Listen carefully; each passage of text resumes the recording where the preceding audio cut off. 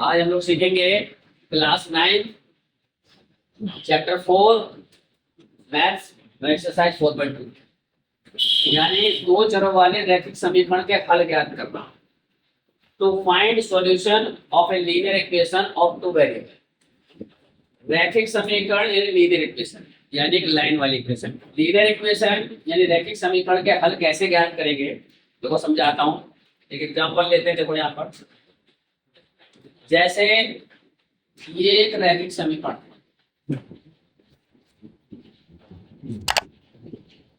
कैसे पता रैखिक समीकरण है ये? क्योंकि x की पावर 1 है और y की पावर 1 है, इसलिए रैखिक है। ठीक है, यानी लीनियर है। दूसरा क्या है, दो वेरिएबल है x और y। ये वेरिएबल यानी कितने चर है इसके अंदर? दो चर x और y। तो हमें क्या है, इसके हल ज्ञात करना। ठीक है, तो इस समीकरण के हल कैसे ज्ञात करेंगे ये बता रहा हूं मैं आपको। देखिए, अब ज्ञात करने के लिए मैं आपको देखो पहला हल ज्ञात करके दिखाता हूँ। क्या करना है इसमें, आप x या y किसी का भी मान रख दो, एक का मान रख करके दूसरे का मान निकाल सकते। या इसको इस तरीके से लिखा जा सकता है 3y इक्वल टू, इसको लिया इधर 2x और y equal to 6 minus 2x upon में। ठीक है, यहाँ x का मान रखते जाएंगे और प्लस माइनस करने के बाद 3 से डिवाइड करके y का मान निकालते जाएंगे। या x या y का किसी का भी एक का मान रख करके और दूसरे का मान निकाल देते हैं। ठीक है, यानी एक को मान रख करके उसे रिप्लेस कर देंगे, दूसरे का मान निकाल देंगे। यही एक टेक्निक अपनाएंगे। तो देखो बताता हूँ मैं क्या कर रहा हूँ। इस इक्वेशन को ले रहा हूँ, जब भी इंग्लिश में लिख दो। हाँ वही तो लिखना है। यानी वैन x इक्वल टू, और क्या लिया मैंने, 3 लिया। ये देखो यहाँ 3 रखा हूँ। 2 गुणा में 3 प्लस में 3y बराबर 6। तो 2 दिया 6 प्लस 3y बराबर 6। 6 को उधर ले जाओ, 3y बराबर क्या हो जाएगा, 6 माइनस 6। 3y बराबर 6 में से 6 गया 0। y बराबर क्या है, 6/3। तो कितना आ गया 0। तो ये हमारा मान आ गया, y का मान 0 आ गया। तो इसलिए x का मान 0, सॉरी x का मान कितना था 3 और y का मान 0। पहले x का लिखेंगे फिर y का। ठीक है, एक का हल है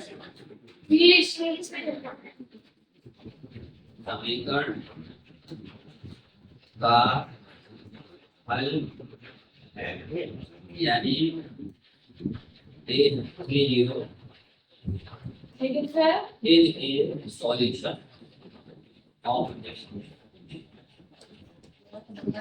ठीक है, तो ये इस तरीके से एक वैल्यू करके। ठीक है, अब मैं देखो और बताता हूँ आगे जाकर किस लिखेंगे। देखो अभी तो मैंने x की जगह नहीं रखा है, आप y का भी मान रख सकते हो। ठीक है, x का भी मान है y का भी मान है। मैं y का देता हूँ। जब y इक्वल टू मैंने ले लिया माइनस का 2, y की वैल्यू क्या ले ली, माइनस के 2। तो y की वैल्यू -2 रख रहा हूँ। 2x 3 गुणा में -2 बराबर 6।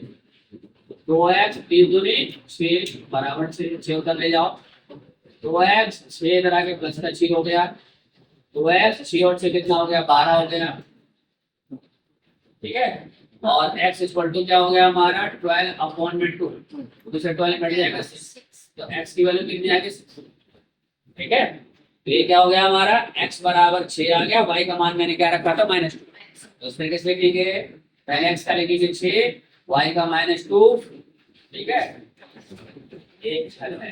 ठीक है, 6 माइनस 2 सॉल्यूशन। कितना समझ गए आप लोग? ठीक है, आप देखो 2 निकाल चुका हूँ। ठीक है, ये मैंने कौन सा हल निकाला, दूसरा हल निकाला, तीसरा। ठीक है, अब मैंने बताया इसके अंदर रख करके भी निकाल सकते हो। मैंने कहा ये जो रिड्यूस करा था मैंने, यहाँ पे भी रख के निकाला जा सकता है। ठीक है, समझ गए बात को? देखो इससे करके दिखाता हूँ मैं आपको। जब x इक्वल टू -3 रख दिया मान लीजिए। ठीक है, आप देखो यहाँ से देखो y इक्वल टू क्या हो जाएगा, 6 माइनस 2x अपॉन में 3 है। तो 6 माइनस 2 गुणा में -3 हो जाएगा, यहाँ बटे में 3। 6 और 2 दिया 6 बटे में 3। CHU कितना हुआ 12/3। 3 से 12 काटें कितना आएगा 4 तो ये आ गया y की वैल्यू कितनी आ गई 4। ठीक है यानी x का मान जब हम -3 रखते हैं तो y की वैल्यू कितनी आ रही है हमारी 4 आ रही है। ठीक है क्योंकि दोनों माइनस का मल्टीप्लीकेशन होकर के प्लस हो गया और प्लस प्लस जुड़ जाएगा इसलिए 12 हो। ठीक है तो इस तरीके से क्या हुआ ये भी यहाँ x का मान कितना है -3 और y का मान कितना है 4। ठीक है this is solution of equation. ठीक है यानी -3 4 समीकरण का हल है।